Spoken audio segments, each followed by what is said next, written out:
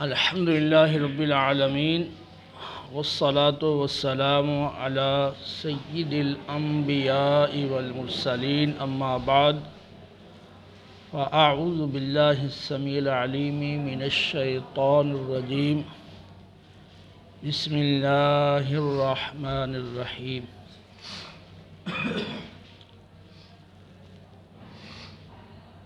ربنا وابعث فیہم رسولا منہم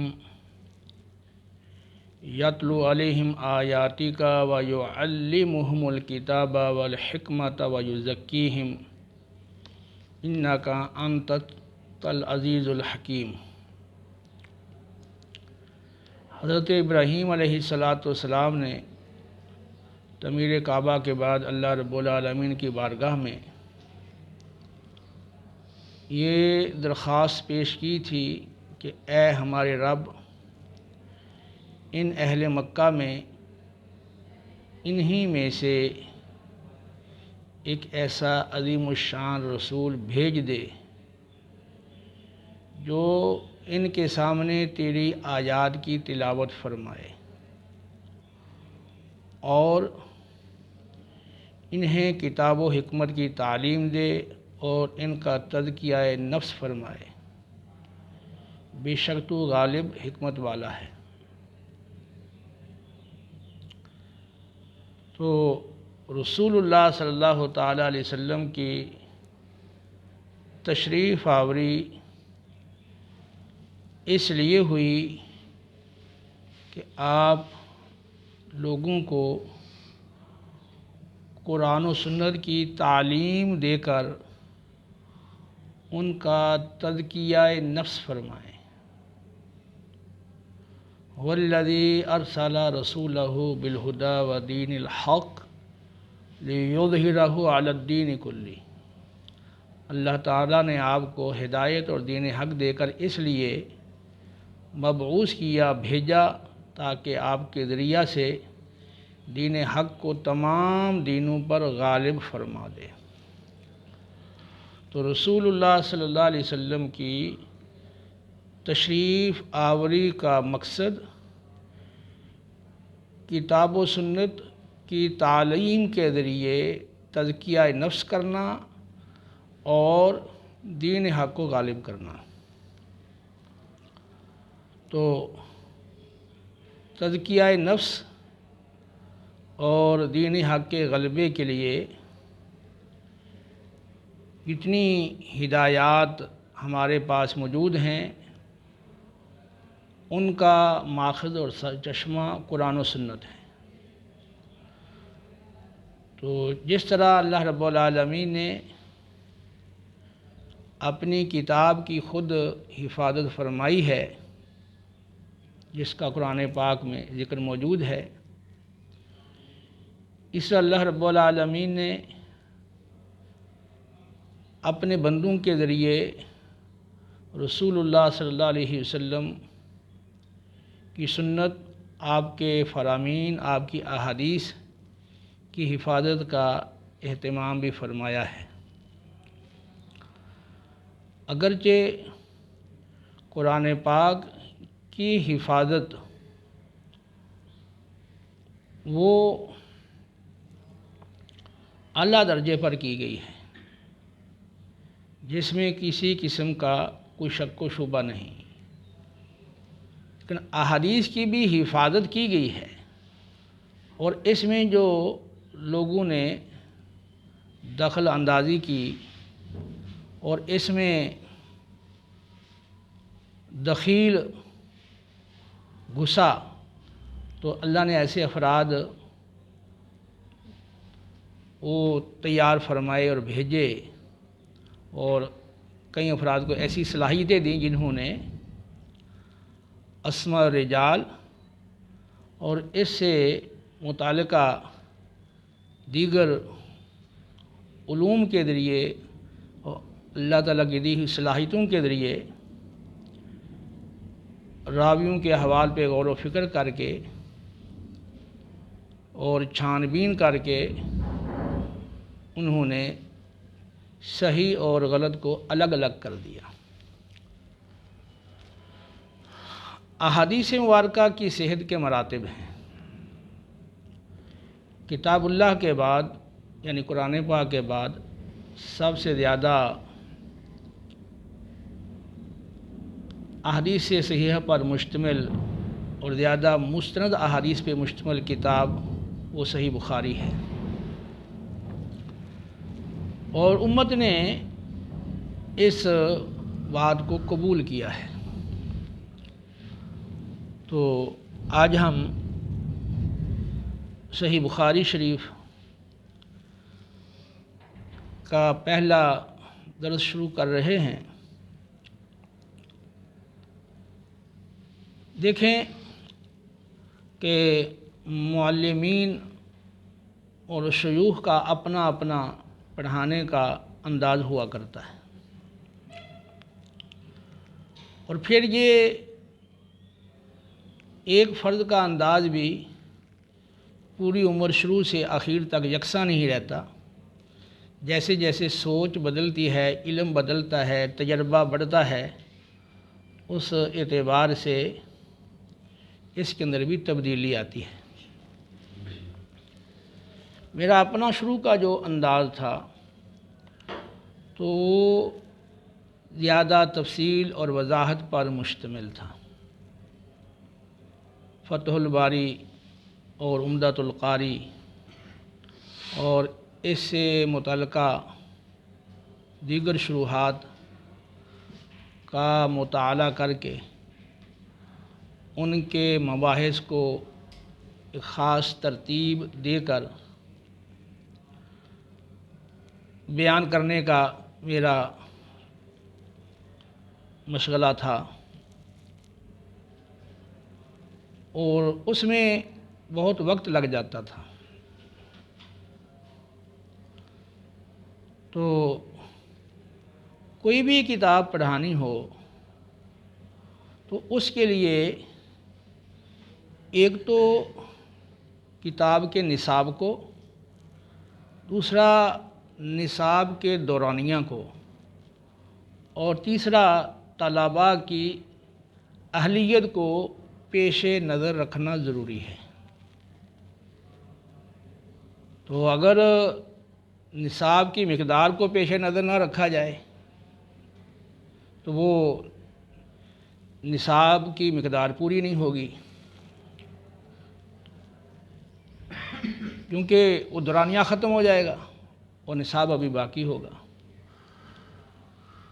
اور اسی طرح طلباء کی اہلیت کو سامنے نہ رکھا جائے تو جو مقصود ہے تدریس سے استفادہ اور طلباء کے اندر علم منتقل کرنا اور ان کے ذہن میں، ان کے عمل میں، ان کے نظریات میں، ان کے افکار میں تبدیلی لانا،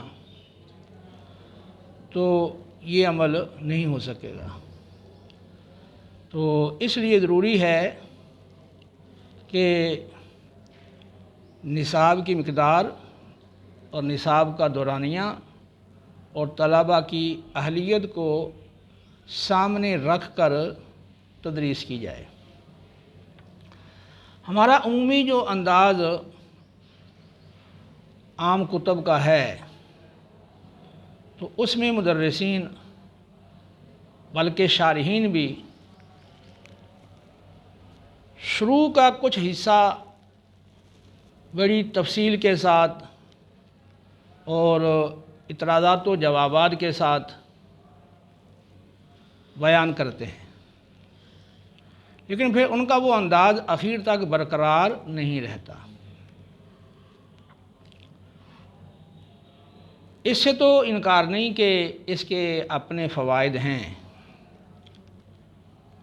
لیکن اس کے بعد نقصانات بھی ہیں۔ جب زیادہ تفصیل میں جاتے ہیں تو پہلی بات تو یہی ہے کہ نصاب پورا نہیں ہوتا، اور دوسری بات یہ ہے کہ تفصیل کے اندر غیر ضروری باتیں بھی شامل ہو جاتی ہیں اور غیر تحقیقی باتیں بھی شامل ہو جاتی ہیں۔ اور اس کی امثلہ میرے سامنے وہ موجود ہیں، لیکن چونکہ تحقیق، ریسرچ، غور و فکر، تدبر کرنے کا اب رجحان وہ نہیں رہا، تو اس وجہ سے جو شروحات میں، جو کتب میں لکھا ہوا ہے، عمومی طور پر اسی کو بیان کیا جاتا ہے۔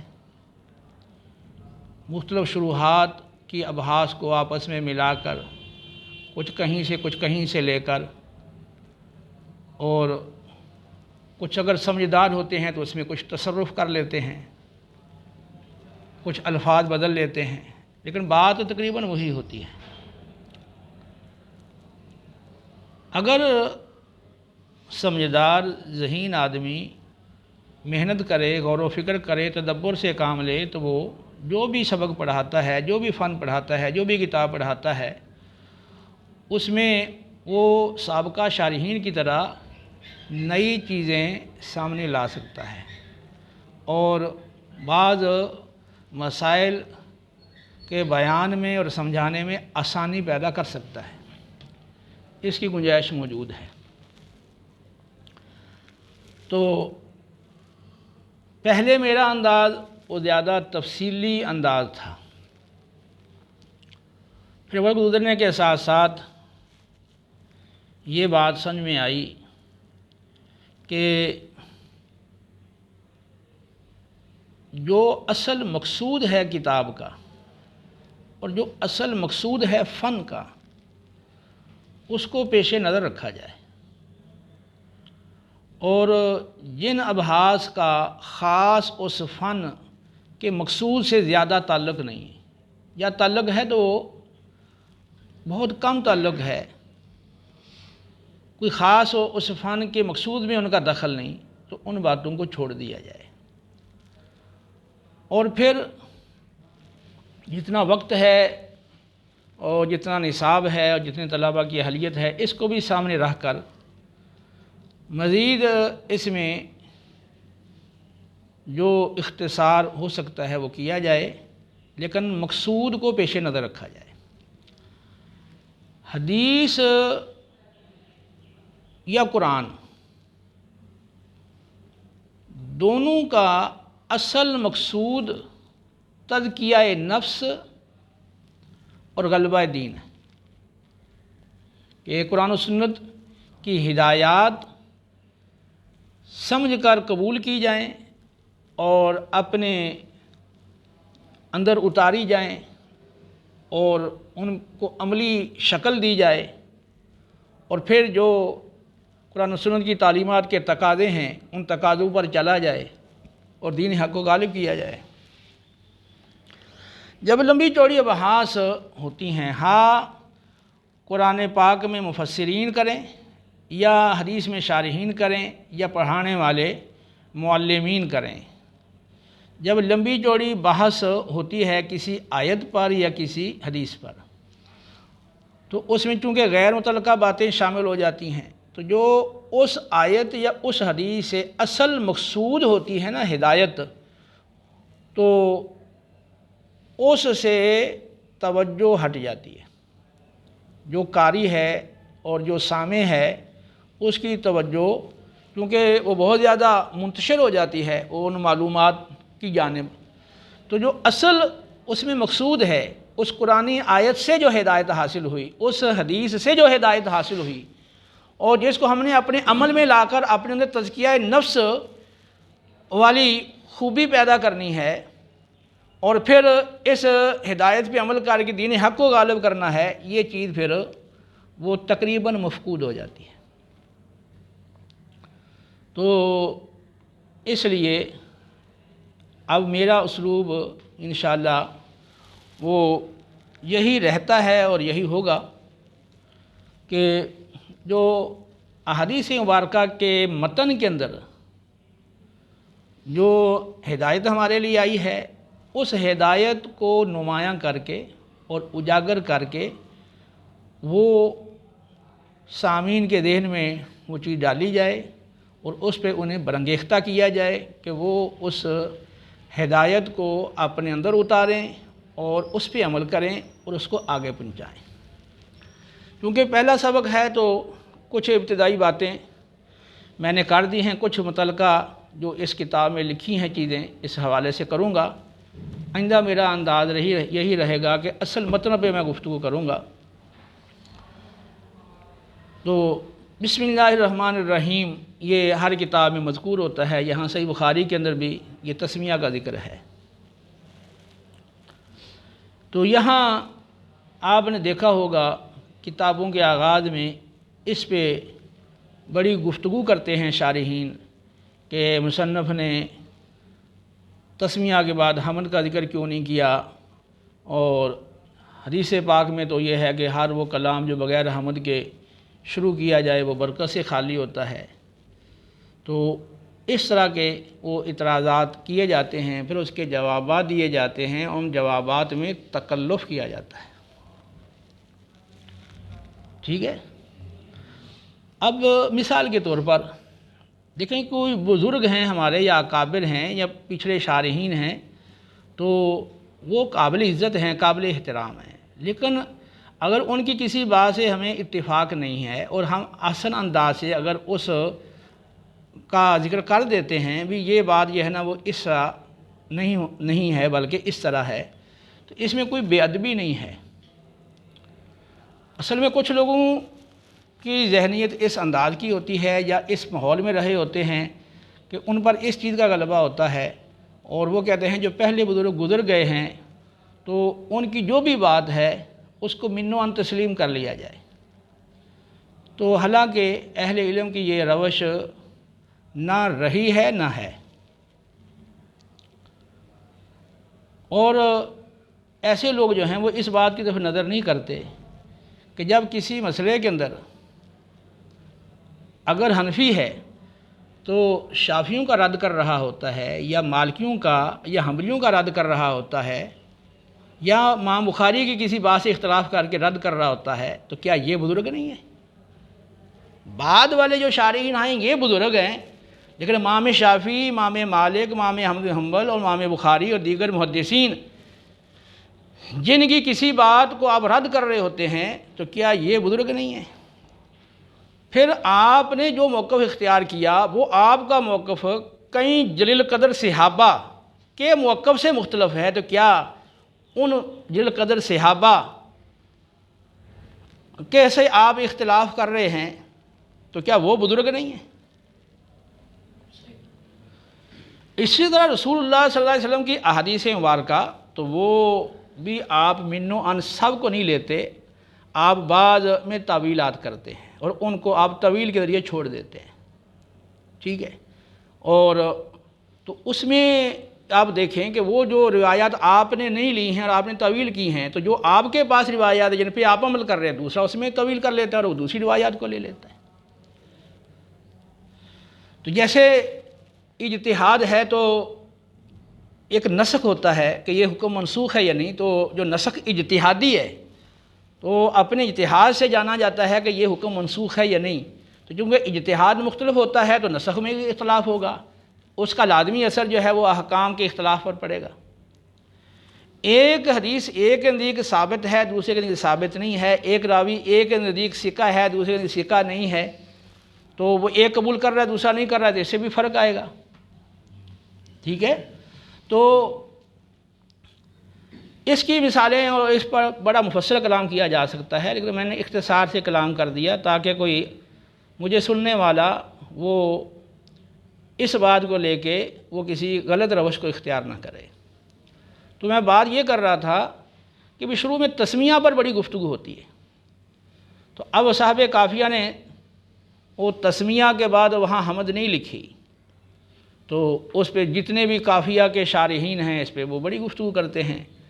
تو معروف شرح وہ شرح جامی ہے، تو جس میں علامہ شرح جامی علیہ رحمہ نے جو جواب دیا ہے وہ آپ جانتے ہیں، تو وہ کہتے ہیں جی کسر نفسی کی بنا پر مصنف نے یہاں تسمیہ کے بعد حمد کا ذکر نہیں کیا، یعنی انہوں نے عاجزی اور انکساری کو اختیار کیا، اور عاجزی انکساری اس اعتبار سے کہ انہوں نے سمجھا کہ میری جو کتاب ہے کافیہ، یہ دیگر مصنفین جو اپنی کتابوں میں تسمیہ کے بعد حمد لکھتے ہیں، یہ ان کتابوں کے مرتبے اور درجے میں ان کے برابر نہیں ہے، یہ ان سے کم تر ہے۔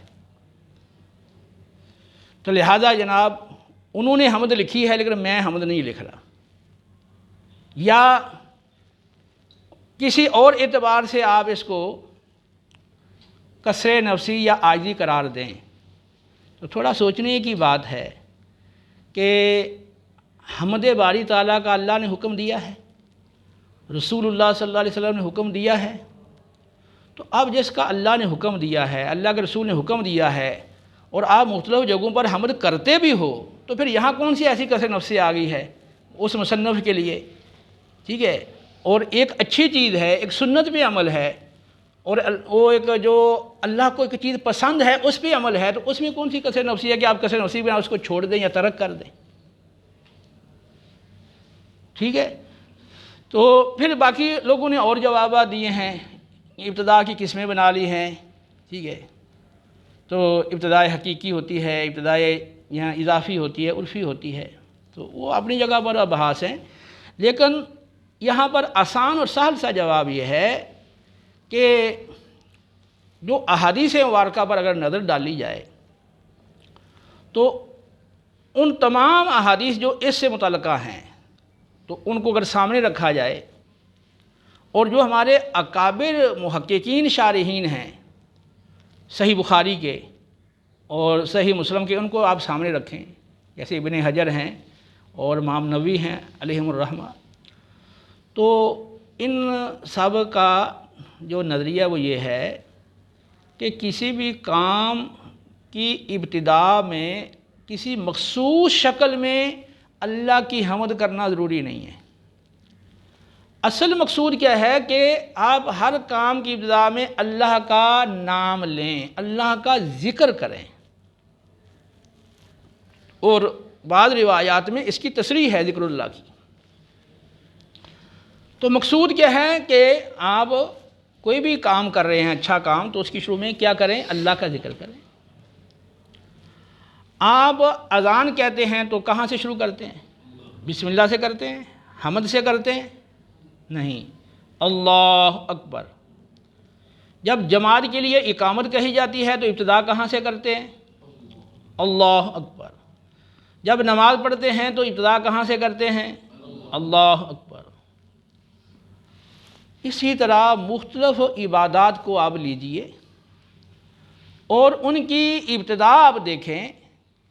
آپ حج یا عمرہ کرنے جا رہے ہیں تو آپ کی ابتدا کہاں سے کرتے ہیں؟ لبیک اللہم لبیک۔ اس طرح آپ مختلف عبادات پہ نظر ڈالیں، اور مختلف مقامات پر جو دعائے معصورہ منقول دعائے معصورہ وہ تعلیم ہوئی ہیں اور نبی کریم علیہ السلام کا معمول تھا، ان کو آپ سامنے رکھیں۔ سوتے وقت آپ دعا پڑھتے ہیں، جب بیدار ہوئے تو بھی دعا پڑھی، اب دیگر مقامات پر بھی دعائیں ہیں، ان دعاؤں کو آپ دیکھیں۔ تو کیا ہر جگہ پر یہ التزام ہے کہ پہلے جناب بسم اللہ آئے گی یا بسے الحمدللہ آئے گی؟ کوئی التزام نہیں ہے، کہیں بسم اللہ ہے، کہیں الحمدللہ ہے، کہیں دیگر الفاظ ہیں، کہیں اللہ کی تسبیح کا ذکر آ رہا ہے، کہیں اللہ کی کبریائی کا تکبیر کا ذکر آ رہا ہے، کہیں تحلیل کا ذکر آ رہا ہے۔ مقصود ہے اللہ کا ذکر، کہ اللہ کے نام سے برکت حاصل کرنا اور اللہ کی اس نام کے ذریعے سے اور ذکر کے ذریعے سے وہ مدد حاصل کرنا۔ تو حضرت سلیمان علیہ السلام نے جو خط لکھا تھا، تو جس کا سورہ نمل میں ذکر ہے، تو اس میں صرف تسمیہ کا ذکر ہے۔ رسول اللہ صلی اللہ علیہ وسلم نے صلح حدیبیہ کے موقع پر جو معاہدہ وہ تحریر کروایا تھا، اس میں بھی بسم اللہ کا ذکر ہے، اور جو پہلی وحی اتری ہے اس میں بھی آپ دیکھیں تو وحی کے اندر نہ تسمیہ شامل ہے نہ حمد شامل ہے۔ اقرأ بسم ربک الذی خلق، لیکن اللہ کے نام کا ذکر تو ہے نا۔ اچھا، ایک اور بات یہاں پر میں عرض کر دوں کہ جو ابتدا کے اندر بسم اللہ پڑھ رہے ہیں، تو اب یہاں پر بسم اللہ ترکیب کے اعتبار سے پورا مل کر یہ جار مجرور ہے، تو اس کا تعلق فعل کے ساتھ ہے۔ اب وہ اس کا عامل جو آپ فعل نکالو گے وہ شروع میں نکالو گے یا آخر میں نکالو گے؟ تو اب کچھ حضرات کا یہ کہنا ہے، اور انہوں نے اپنی کتابوں میں بھی اس بات کو بڑا ہائی لائٹ کیا کہ جناب یہ آخر میں نکالا جائے گا تاکہ حصر حاصل ہو، اور پھر وہ ترجمے میں بھی زور دیتے ہیں کہ اللہ کے نام سے شروع۔ ترجمہ یہ بھی ٹھیک ہے، اللہ کے نام سے شروع، جی لیکن شروع کرتا ہوں اللہ کے نام سے، یہ بھی ٹھیک ہے، اس کو آپ غلط نہیں کہہ سکتے۔ دیکھیں کہ تلاوت سے پہلے آپ کیا پڑھتے ہیں؟ فَإِذَا قَرَأْتَ الْقُرْآنَ فَاسْتَعِذْ بِاللَّهِ مِنَ الشَّيْطَانِ الرَّجِيمِ۔ تو آپ نے تلاوت شروع کی، یہ بھی ایک بڑی اہم عبادت ہے۔ تو میں نے پہلے بتایا کہ ہر عبادت کا جو کی ابتدا ہے وہ مخصوص تسمیہ سے یا حمد سے وہ ضروری نہیں ہے، اللہ کے نام سے ضروری۔ اب یہاں پر ابتدا کہاں سے ہو رہی ہے؟ اعوذ باللہ من الشیطان الرجیم۔ تو اب آپ دیکھیں اعوذ جو عربی میں آیا ہے تو یہ پہلے تو نہیں، یہ پہلے آ گیا، تو یہ جو متعلق تھا جار مجرور کا تو اس کو یہاں پہلے ذکر کیا گیا ہے، تو تلفظ بھی پہلے ہی ہوگا۔ اقرأ، اب یہاں بھی جو متعلق ہے بسم ربک الذی خلق تو وہ پہلے آ گیا ہے۔ تو اب اگر عربی میں پہلے موجود ہے اور عربی میں جب آپ تلفظ کرتے ہیں تو پہلے موجود ہے، تو اب ترجمے میں اگر آپ پہلے لے آئیں اس کا معنی تو پھر کون سی خرابی لازم آئے گی؟ تو اب اس طرح کی بحثوں میں پڑ جانا اور پھر دوسرے کو کمزور کر کے پیش کرنا اور اس کو تغلید کر دینا اس کی، یہ صحیح نہیں ہے۔ جہاں پر کوئی توجیہ کی گنجائش ہو سکتی ہے اور وہ بھی توجہ نہیں کہ دور دراز کی توجیہ ہو، تو پھر وہاں پر اس میں اپنا وقت لگانا، دوسرے کی دل آزاری کرنا اور جو سامعین ہیں ان کو غلط فہمی میں ڈالنا کہ یہ چیز غلط ہے جبکہ وہ غلط نہیں ہے، تو اس کا کوئی فائدہ نہیں ہے، اور جو بات ہم کرتے ہیں وہ لکھی جاتی ہے، آخرت میں اس کا حساب بھی ہے۔ اور میں اپنے لیے یہ پسند نہیں کرتا کہ میرے اوپر کوئی اس طرح کا کلام کرے، تو پھر میں کیوں کروں دوسرے کے اوپر؟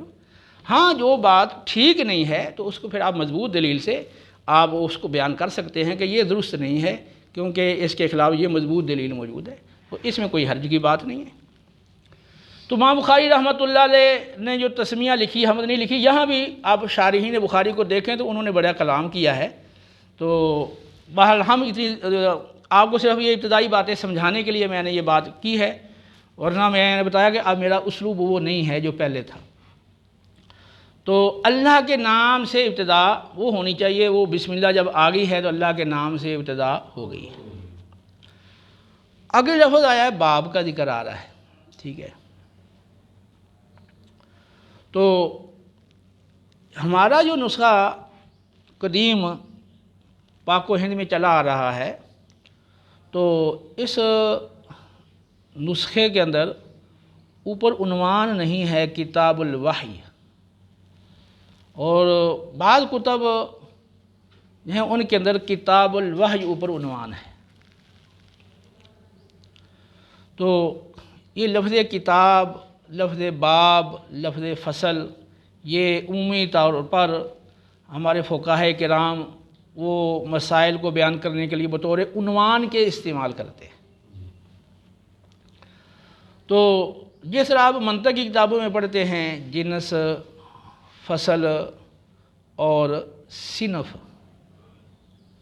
ٹھیک ہے، تو جو صنف ہے وہ نوع کی ایک قسم ہے،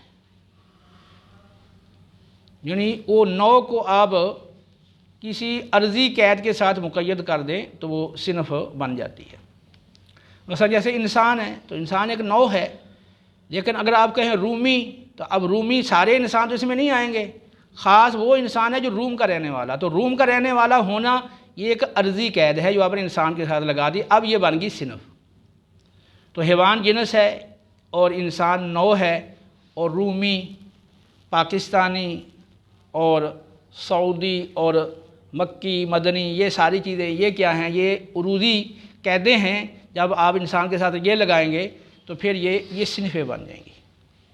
تو حیوان جنس ہے، انسان نوع ہے، اور یمنی شامی ٹھیک ہے یہ کیا ہیں؟ پاکستانی یہ صنفیں ہیں. اسی طرح جو مسائل ہیں تو جب کتاب کا عنوان ذکر کیا جاتا ہے جیسے کتاب الطہارت، تو جو طہارت کے مسائل جنس کے درجے کے اندر ہیں وہ اس کے تحت لائے جاتے ہیں. اس کے تحت کتاب کے تحت، کیونکہ کتاب مردہ جنس کے ہے تو جنس کے تحت کیا آتی ہیں؟ انواع آتی ہیں. تو کتاب کے عنوان کے تحت پھر ابواب لائے جاتے ہیں. تو اب یہ طہارت، کتاب الطہارت یہ تو ہوگی مردہ جنس. اس کے بعد جو طہارت کے ابواب لائے جائیں گے تو اس میں باب الوضو ہے، باب الغسل ہے، باب التیمم ہے، باب الحید ہے، باب النفاس ہے، باب الانجاس ہے. ٹھیک ہے یہ مختلف ابواب اس کے تحت آتے ہیں. پھر باب کے تحت کیا آتی ہیں؟ اصناف. تو اب مثلاً باب الوضو یہ ایک باب ہو گیا. ٹھیک ہے کتاب الطہارت وہ تو جنس تھی. اب باب الوضو، اب وضو کے تحت ہے کہ صنف آ جائے گی اس میں وضو کے فرائض. یعنی صنف جو ہے وہ وضو کے فرائض کے بیان میں ہے، وضو کے سنتوں کے بیان میں، وضو کے مستحبات، وضو کے مفسدات، نواقض وضو اور وضو کے مکروہات، یہ اصناف آ جائیں گی. ٹھیک ہے تو اس طرح یہ کتاب اور باب اور صنف یہ عنوانات ہیں جو مسائل کی ابتدا میں ان کو ذکر کیا جاتا ہے. تو جن کتب میں یہاں پر کتاب الوحی ذکر کیا گیا تو وہ اس اعتبار سے، ان نسخوں کے اعتبار سے کتاب الوحی وہ منظرہ جنس کے ہیں، اور اس میں آگے ابواب ہیں اور اصناف کا ذکر نہیں ہے. آگے شروع ہو رہی ہے جو عبارت جو ہمارے پاس نسخہ ہے اس میں باب کا لفظ لکھا ہوا ہے، لیکن اس میں ساتھ ہی آپ دیکھیں دائیں طرف تو آپ دیکھیں گے کہ یہاں ایک نون اوپر لکھا ہوا ہے، نیچے لکھا ہوا ہے کیف کانا. ٹھیک ہے تو یہ نون نسخے کی علامت ہے، کیونکہ جو نسخے کا جو اختلاف ہے وہ یہاں پر وہ ذکر کر دیا جاتا ہے. تو کیف کانا جو سائڈ پہ لکھا ہوا ہے اس میں لفظ باب ساتھ نہیں ہے. تو اس کا کیا مطلب ہے؟ اس کا مطلب یہ ہے کہ بعض نسخوں میں لفظ باب نہیں ہے، اس میں سیدھا یوں ہی ہے کیف کانا، کیف کانا، وہاں باب کا کوئی ذکر نہیں. تو اب باب کا لفظ اگر حذف کر دیا جائے تو اب ابتدا ہوگی کیفا سے. کیف کانا بدء الوحی الی رسول اللہ صلی اللہ علیہ وسلم وقول اللہ عز وجل. کیونکہ پیچھے اب نہ کوئی ناصب ہے اور نہ کوئی جر دینے والا عامل ہے، تو اب رفعی آپ پڑھو گے قول اللہ عز وجل. تو کیفا کانا، کیفا یہ خبر ہے کانا کی، اور بدء الوحی یہ کانا کا اسم ہے. معنی یہ ہے کہ رسول اللہ صلی اللہ علیہ وسلم کی جانب وحی کی ابتدا کیسے ہوئی، یعنی آپ صلی اللہ علیہ وسلم پر وحی کی کیفیت، وہ کیفیت کیا تھی. بدء آخر میں با دال کے بعد حمزہ لگا لے تو یہ محمود اللام بن جائے گا، بدا یبدأ. دوسرا اس کو پڑھنے کا یہ ہے کہ با دال کے بعد اس کو واو پڑھ لے تو بدا یبدو. اب یہ ناقص واوی ہوگا. ٹھیک ہے ناصرہ ینصرو بدا یبدو، یا پھر بدا یبدأ محمود اللام با فاتحہ بنا لے. ٹھیک ہے لیکن اب دونوں معنی یہاں وہ ٹھیک ہیں، لیکن محمود اللام بدء یہ پڑھنا یہ زیادہ بہتر ہے. تو رسول اللہ صلی اللہ علیہ وسلم پر وحی کی ابتدا کیسے ہوئی؟ اور اگر بدون پڑھے بدو الوحی تو پھر معنی ہوگا رسول اللہ صلی اللہ علیہ وسلم کی جانب وحی کا ظہور کیسے ہوا؟ آپ نے پڑھا ہوگا فقہ کی کتابوں میں بدو صلاح، تو پھلوں کی صلاح کا ظاہر ہونا، تو بدو کا معنی ہوتا ہے ظاہر ہونا، اور بعدون کا معنی ہوتا ہے ابتدا. ٹھیک ہے، رسول اللہ صلی اللہ علیہ وسلم کی جانب وحی کی ابتدا کیسے ہوئی، رسول اللہ صلی اللہ علیہ وسلم کی جانب وحی کا ظہور کیسے ہوا؟ تو زیادہ بہتر کیا ہے؟ محفوظ اللام بدء پڑھنا.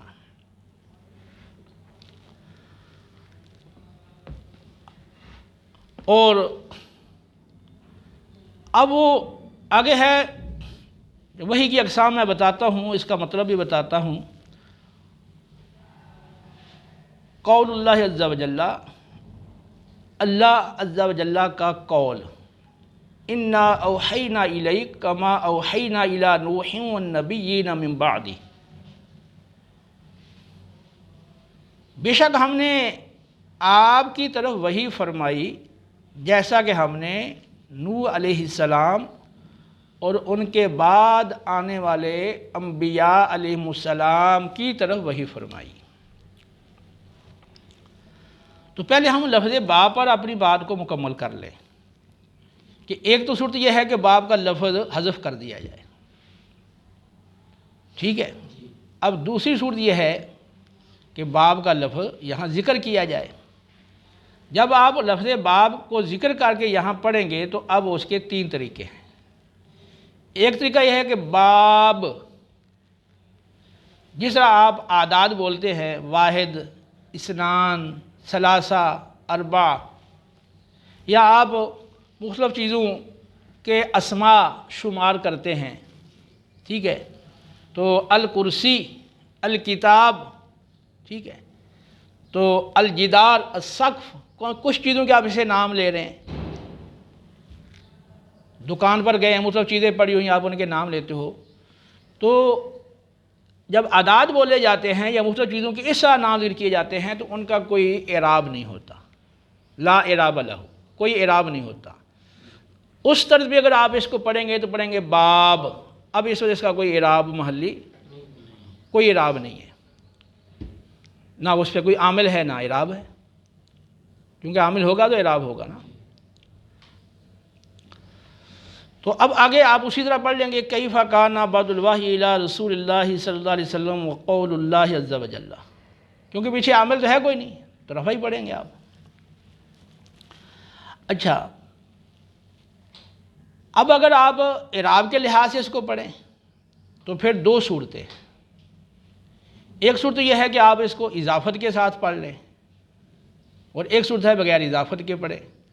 بغیر اضافت کے پڑھیں تو بابن، بابن کیف کان بعد الوحی الی رسول اللہ صلی اللہ علیہ وسلم وقول اللہ عز و جل. تو اب یہ جو صورت ہے بابن کیف کان بعد الوحی الی رسول اللہ صلی اللہ علیہ وسلم وقول اللہ عز و جل، کیونکہ آپ نے بابن پڑھ لیا تو اگلی جو عبارت ہے اس پہ بظاہر تو عامل کوئی نہیں ہے، اس لیے آپ قول اللہ ہی پڑھ رہے ہیں، لیکن اس کی تعویل آپ کو کرنا پڑے گی بابن فی بیانی کیف کان بعد الوحی الی رسول اللہ صلی اللہ علیہ وسلم وقول للہ عز و جل. لیکن جب اس کی صراحت آ جائے گی تو پھر تو آپ جار پڑیں گے کہ یہ باب اس بات کے بیان میں ہے کہ رسول اللہ صلی اللہ علیہ وسلم پر وحی کی ابتدا کیسے ہوئی، اور اللہ تعالیٰ کے اس قول کے حوالے سے یہ باب ہے. آگے جو قول آ رہا ہے انا اوحینا الیک. اور ایک شکل یہ ہے کہ بابو مضاف کر کے پڑھے، تو اب بابو کیف کان بعد الوحی الی رسول اللہ صلی اللہ علیہ وسلم وقول اللہ عز و جل. تو اب باب کو جب آپ نے مضاف بنا دیا تو اب آگے کیا آئے گی؟ جر آئے گی. اور باب کے جو مضافلہ ہے اس پہ جس عطف آئے گا اس پہ بھی جر آئے گی.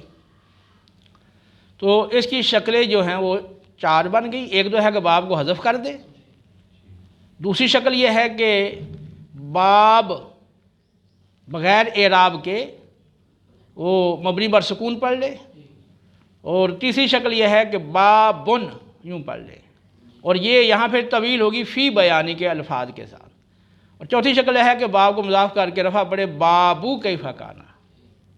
ٹھیک ہے؟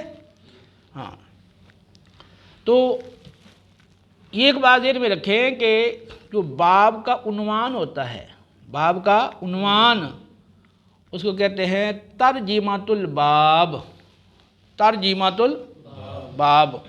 تو اب یہاں جو پہلا باب ہے تو یہ کیف کان بعد الوحی الی رسول اللہ صلی اللہ علیہ وسلم، یہ ہے ترجمۃ الباب، یعنی باب کا عنوان ہے۔ امام بخاری رحمۃ اللہ تعالی علیہ کا اسلوب یہ ہے کہ ترجمۃ الباب قائم کر کے، یعنی باب کا عنوان قائم کر کے، اس باب کی مناسبت سے کوئی آیت قرآن پاک کی وہ لے آتے ہیں اگر انہیں میسر ہو، پھر اس کے بعد اس ترجمۃ الباب یعنی عنوان کے مناسب حدیث مسندہ مرفوعہ لے کر آتے ہیں، احادیث مسندہ مرفوعہ۔ یہی امام بخاری کا اصل موضوع ہے کہ جو امام بخاری حدیث لاتے ہیں وہ رسول اللہ صلی اللہ علیہ وسلم تک متصل ہوتی ہے، باقی جو معلق حدیث ہے یا مرسل ہے یا موقوف ہے یا مقطوع ہے تو یا وہ مرفوع ہے لیکن متصل نہیں، تو امام بخاری کا یہ موضوع نہیں ہے، وہ طبعاً ان کو لے کر آتے ہیں، اور اصل جو موضوع ہے وہ احادیث مسندہ مرفوعہ۔ تو باب کے عنوان کی مناسبت سے آیت، اور اس کے بعد پھر حدیث مسند مرفوع لاتے ہیں، اور پھر اس کے بعد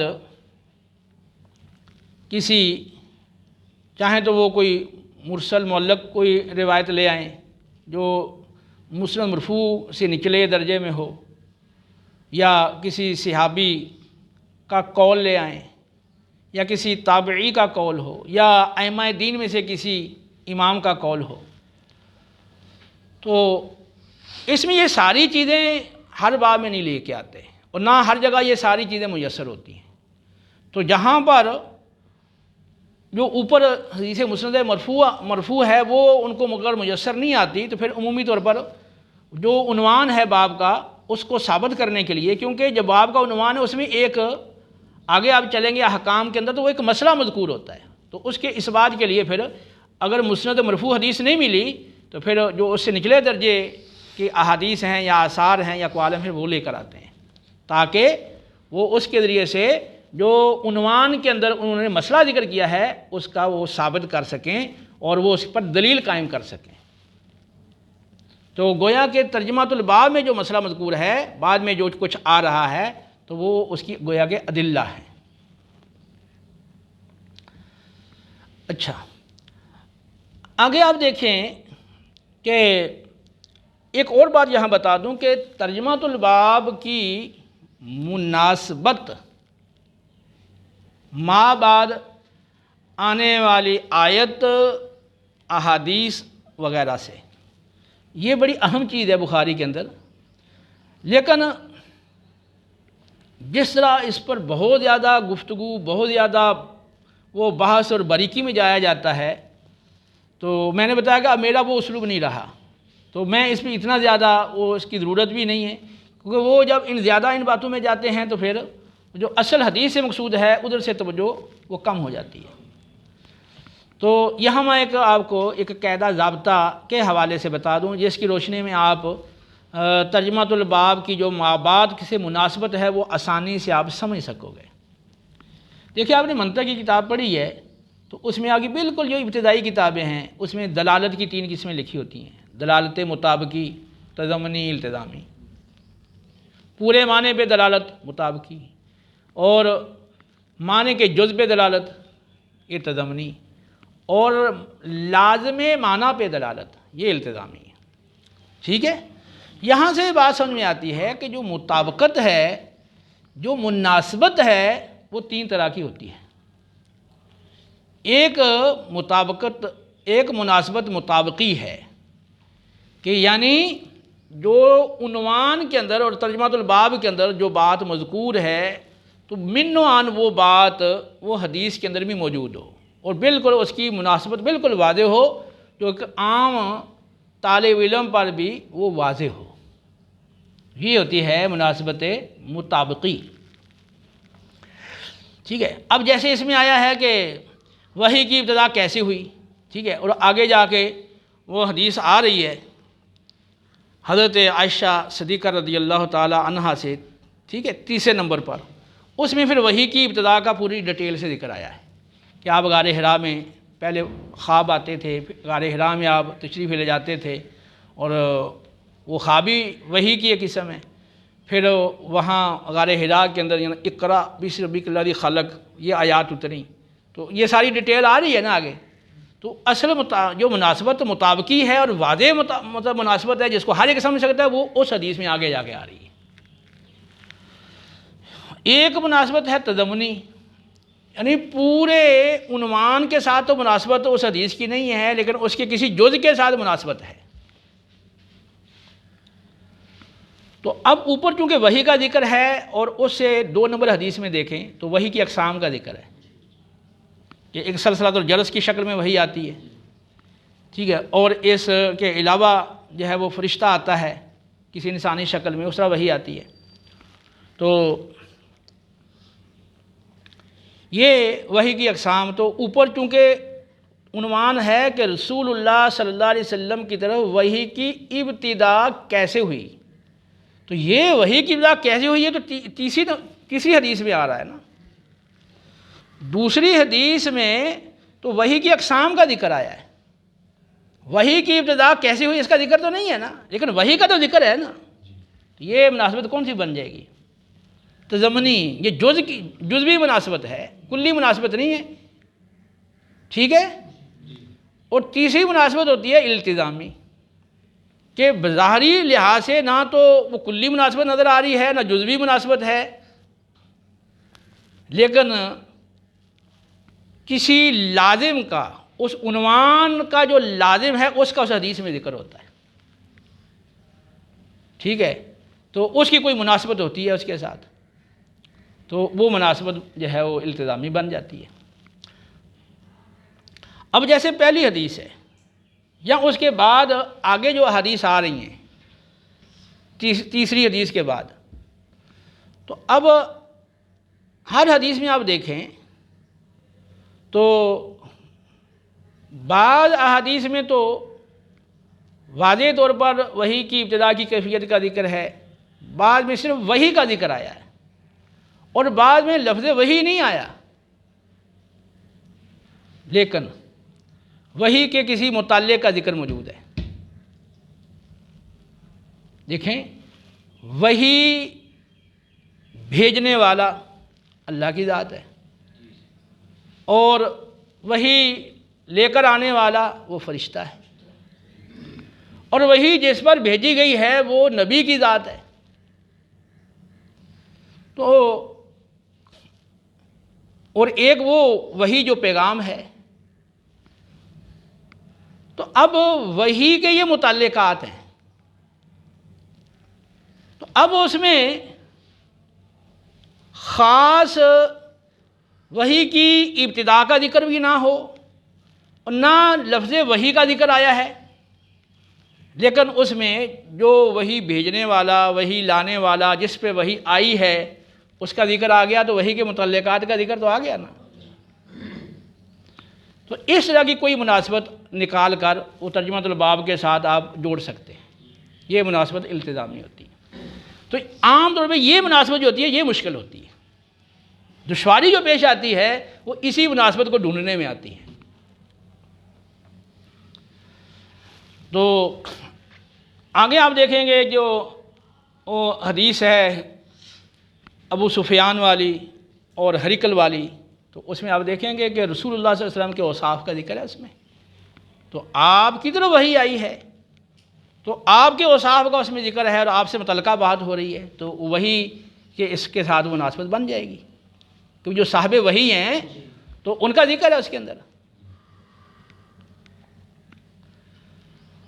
اب جو پہلی حدیث مبارکہ ہے تو اس میں تو نیت کا ذکر ہے اور ہجرت کا ذکر ہے، نیت اور ہجرت، تو اس میں وحی کا ذکر تو نہیں آیا، نہ وحی کی ابتدا کا ذکر ہے، نہ وحی کا لفظ ہی اس میں آیا ہے، لیکن اس کی مناسبت کے بارے میں دو طرح کے موقف ہیں۔ ایک موقف یہ ہے کہ اس کی مناسبت کوئی بھی نہیں، یہ صرف برکت کے لیے اور اس حدیث کی اہمیت کے پیش نظر اس کو ابتدا میں لے کر آئے، کیونکہ بعض کا کہنا یہ ہے کہ یہ حدیث تمام احکام دین کا ثلث یعنی 1/3 ہے، بعض کا کہنا ہے کہ یہ 1/4 ہے، بعض نے کہا اس کو 17 ابواب میں دخل ہے، فقہ کے 17 ابواب میں دخل ہے۔ اس طرح سے بڑے بڑے ائمہ دین نے اس حدیث کی اہمیت پہ روشنی ڈالی ہے۔ عبد الرحمن بن مہدی وہ کہتے ہیں کہ ہر کتاب کی ابتدا میں اس حدیث کو لازمی لانا چاہیے، تاکہ جو پڑھنے والا ہے تو وہ پہلے سے اپنی نیت کو ٹھیک کر لے، تاکہ جو پڑھنے کا مقصد ہے وہ حاصل ہو سکے۔ اگر نیت ٹھیک نہیں ہوگی تو پڑھنے کا جو مقصد ہے وہ اسے محروم رہے گا۔ تو بعض کا موقف یہ ہے کہ یہ بطور برکت کے اور بطور اس کی اہمیت کے اور طلباء کو بتانے کے لیے کہ وہ اپنی نیت کو ٹھیک کر لے تاکہ مقصد سے محروم نہ ہو جائیں، اس لیے لایا گیا، باقی کوئی مناسبت نہیں ہے باب سے۔ باب کوئی بھی ہو اس حدیث کو پہلے آنا چاہیے، لیکن بعض کہتے ہیں کہ نہیں اس کی مناسبت ہے، وہ پھر مناسبت نکالتے ہیں۔ تو رسول اللہ صلی اللہ علیہ وسلم کی طرف وحی کی ابتدا کیسی ہوئی؟ وحی کی ابتدا ہجرت اللہ سے ہوئی۔ آپ گھر سے ہجرت کر کے غار ہرا جاتے تھے اللہ کی طرف کہ اللہ کا وہاں جا کے ذکر کریں اس کے حوالے سے، تو یہ ہجرت کی یعنی وحی کی ابتدا ہجرت اللہ سے ہوئی، یوں مناسبت نکال لی، اور بھی مناسبتیں نکالی جا سکتی ہیں۔ تو بہرحال اس تکلفات کی حاجت نہیں ہے، میں چونکہ پہلا درس ہے تو تھوڑا سا آپ کو تعارف کروانے کے لیے، تاکہ آپ کے اندر یہ چیزیں آ جائیں کہ یہ بھی ایک انداز ہے پڑھانے کا، اور آگے پھر خود آپ جہاں چاہیں گے یا شروحات کا مطالعہ کریں گے تو آپ کے لیے پھر یہ آسانی ہو جائے گی۔ تو یہ وحی اور کی ابتدا کیسی ہوئی اور اس کا آگے پھر یہ مناسبت ترجمۃ الباب کی اس کا ذکر آ گیا۔ اچھا، وحی کا معنی کیا ہے اور وحی کی اقسام، یہ بھی ایک ٹاپک ہے اس درس کا۔ وحی کا معنی متعدد معنی یہاں حاشیے میں بھی موجود ہے۔ وحی کا معنی ہے لکھنا، اشارہ کرنا، پیغام پہنچانا، خفیہ طریقے سے بات دل میں ڈال دینا، غیر محسوس طریقے سے بات دل میں ڈال دینا۔ تو مختلف اس کے یہ معنی ہیں جو اہل لغت نے ذکر کیے ہیں۔ تو سب کے اندر جو مشترکہ بات ہے وہ یہ ہے کہ بات کو دل میں ڈال دینا، یعنی اس میں وہ کوئی پیغام ہوگا اور اس کے مختلف طریقے ہیں پیغام پہنچانے کے، وہ ایک پیغام جو ہے وہ جس کو پہنچانا مقصود اس تک پہنچ جائے۔ تو ایک وحی لغوی ہے، تو حضرت مریم رضی اللہ تعالیٰ عنہ کے پاس فتمثل لها بشرا سویا، تو ایک کامل انسان کی شکل میں فرشتہ ظاہر ہوا، اور اسے اللہ نے شہر کی مکی طرف وحی فرمائی، قرآن پاک میں سے ذکر ہے۔ موسیٰ علیہ السلام کی والدہ طرف وحی فرمائی، اس کا ذکر ہے۔ تو یہ جو وحی ہے یہ اصطلاحی وحی نہیں ہے۔ اصطلاحی وحی کیا ہے کہ اللہ کا وہ کلام جو کسی نبی پہ نازل کیا گیا ہو، اللہ کا کلام جو کسی نبی پہ نازل کیا گیا، بذریعہ وحی جلی یا بذریعہ وحی خفی۔ تو ایک وحی جلی ہے وہ قرآن پاک ہے، اس کو وحی مطلوب بھی کہتے ہیں، جس کی تلاوت کی جاتی ہے، اور ایک وحی خفی ہے جس کو وحی غیر مطلوب کہا جاتا ہے، یعنی جس کی تلاوت نہیں کی جاتی، جس طرح قرآن کی تلاوت ہوتی ہے نماز کے اندر اور دیگر مقامات پر، تو یہ وحی خفی کہلاتا ہے۔ تو وحی کے اندر یہ چیز ضروری ہے کہ کوئی بات دوسرے تک منتقل کر دی جائے جو اس کے طریقے ہیں ان میں سے کسی طریقے کے ساتھ۔ سورہ شورى میں دیکھیں کہ اللہ رب العالمین کا ارشاد ہے، جب کفار نے مطالبہ کیا تھا رسول اللہ صلی اللہ علیہ وسلم سے کہ جس طرح آپ پر کتاب اتاری گئی ہے تو ہم میں سے ہر ایک کے لیے علیحدہ علیحدہ اللہ کی طرف سے کتاب آنی چاہیے، ان یؤتی صحفا منشرہ، کھلے سے ہوئے جو نا وہ دیے جائیں ان کو، ہر ایک یہ چاہتا ہے۔ اور اللہ ہم سے کلام کیوں نہیں کرتا، یہ بھی ذکر ہے قرآن پاک کے اندر۔ تو ان کو جواب دیا گیا بھی اللہ تعالیٰ نہ تو ہر ایک پر کتاب بھیجتا ہے اور نہ ہر ایک پر وحی کرتا ہے، ہر ایک سے کلام کرتا ہے۔ اس کے کلام کا مخصوص طریقہ ہے اور وہ مخصوص افراد جو اس کے منتخب شدہ ہیں انہی سے کرتا ہے۔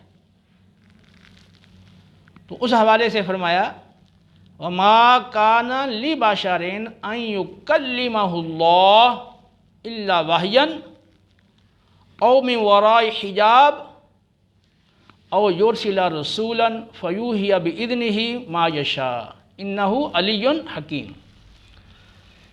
کسی بشر کا یہ مقام و مرتبہ نہیں، اور کسی بشر کی اور کسی انسان کی یہ شان نہیں کہ اللہ اسے روبرو اور اس سے بالمشافہ اور اس کے سامنے اسے کلام کرے، اس کو نظر بھی آئے، اس اللہ کلام کرے، یہ کسی انسان کا یہ مقام و مرتبہ نہیں۔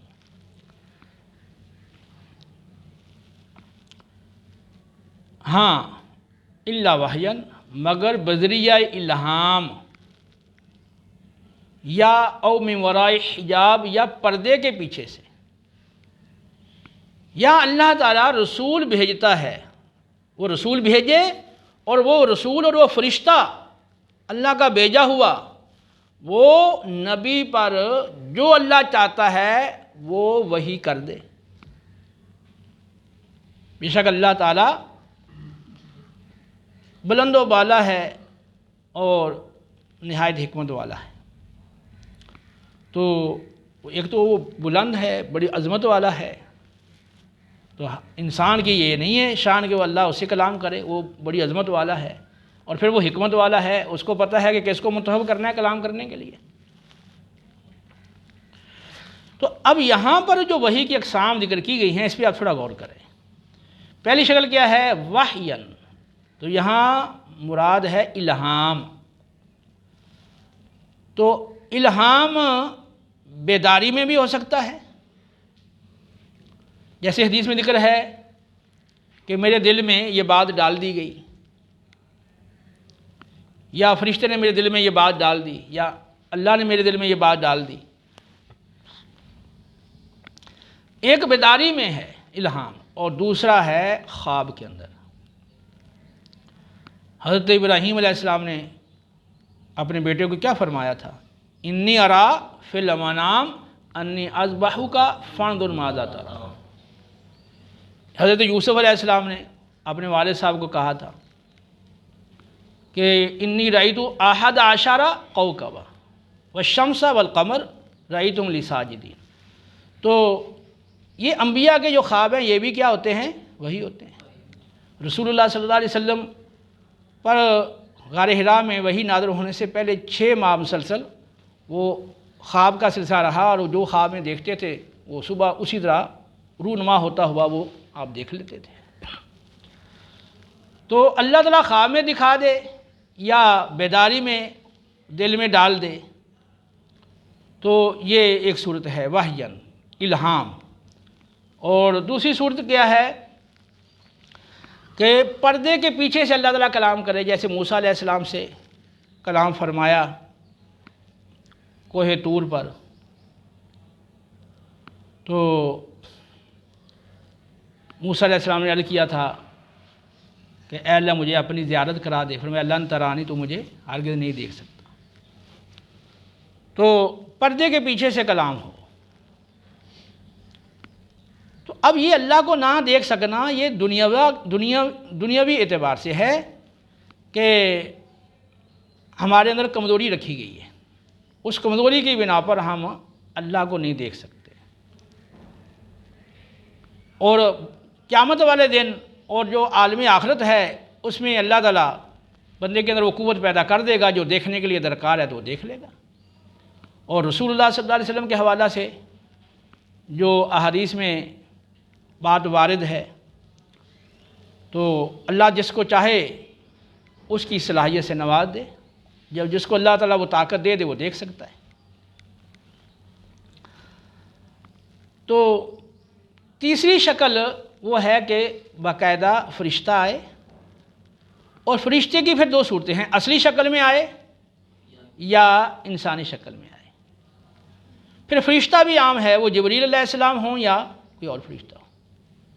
فَإِنَّهُ نَزَّلَهُ عَلَىٰ قَلْبِكَ، تو یہ قرآن پورا جو وحی ہے یہ فرشتہ جبریل علیہ السلام ہی لے کر آئے، ٹھیک ہے، قرآن میں اس کا ذکر موجود ہے۔ تو اب مختلف شکلیں ہوگی وحی کی، کہ ایک تو ہے کہ اللہ کی طرف سے دل میں بات ڈال دی جائے، بیداری کے عالم میں یا خواب میں دکھا دی جائے۔ دوسری شکل یہ ہے کہ اللہ تعالیٰ کا کلام وہ بندہ سنے پردے کے پیچھے سے، جیسے موسیٰ علیہ السلام نے سنا۔ اور تیسری صورت کیا ہے کہ وہ فرشتہ آئے، اور فرشتہ پھر انسانی شکل میں آئے یا اصلی شکل میں آئے، اور پھر وہ فرشتہ جبریل ہو یا کوئی اور فرشتہ ہو۔ تو یہ جتنی عمومی صورتیں ہیں وحی کی وہ اس کے اندر آ جاتی ہیں۔ تو یہ وحی کا معنی بھی آ گیا، وحی کی اقسام بھی آ گئیں، اور اس کی جو متعلقہ باتیں تھیں وہ آ گئیں۔ اس کے بعد آگے ہے اللہ تعالیٰ کا قول، بے شک ہم نے آپ کی طرف وحی فرمائی جیسا کہ ہم نے نوح علیہ السلام اور آپ کے بعد آنے والے انبیاء علیہ السلام کی طرف وحی فرمائی۔ کفار کا مطالبہ تھا،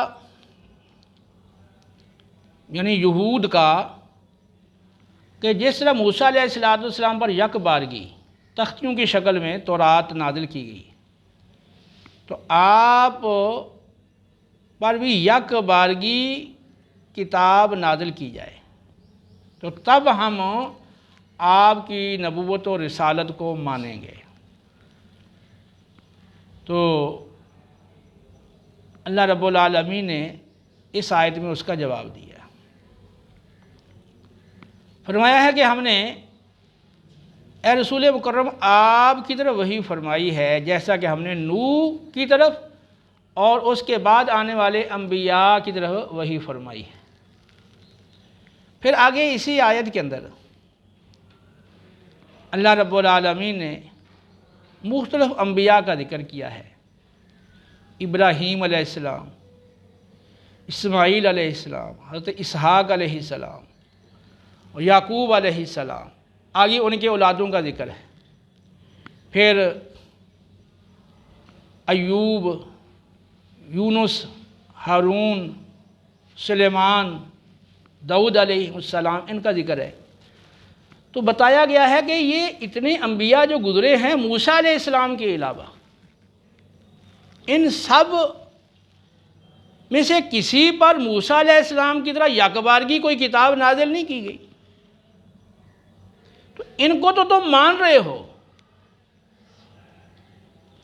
لیکن رسول اللہ صلی اللہ علیہ وسلم کو ماننے سے انکار صرف اس لیے کر رہے ہو کہ ان پر یکبارگی قرآن کیوں نہیں اترا۔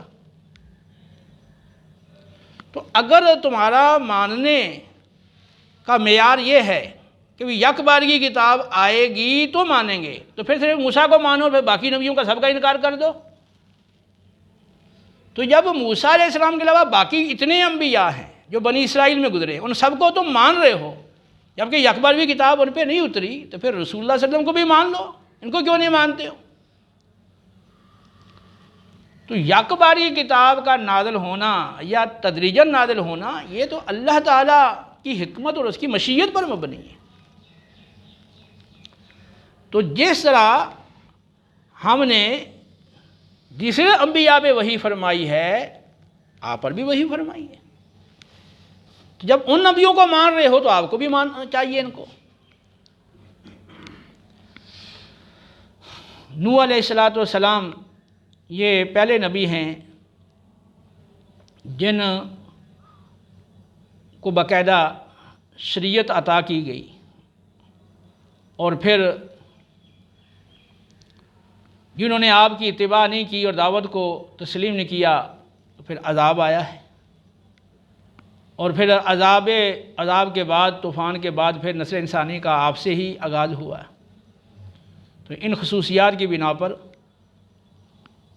نوح علیہ السلام کا ذکر کیا گیا، اور اس کے بعد آنے والے پھر انبیاء کا ذکر کیا گیا۔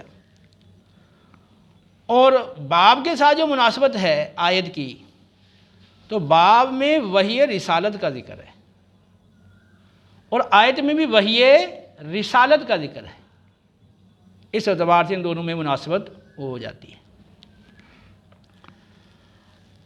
آگے پھر حدیث مبارکہ شروع ہو رہی ہے، تو میرا خیال آج کا درس یہ کافی ہو گیا۔ آگے انشاءاللہ پھر آئندہ درس میں ہم حدیث پر گفتگو کریں گے، اور اس کی سند پر بھی کچھ گفتگو کریں گے، یہ پہلے درس میں جیسے میں بتایا۔ پھر اگلے دروس میں ہم صرف وہ متن کے اوپر ہی گفتگو کریں گے۔ وما علینا الا البلاغ المبین۔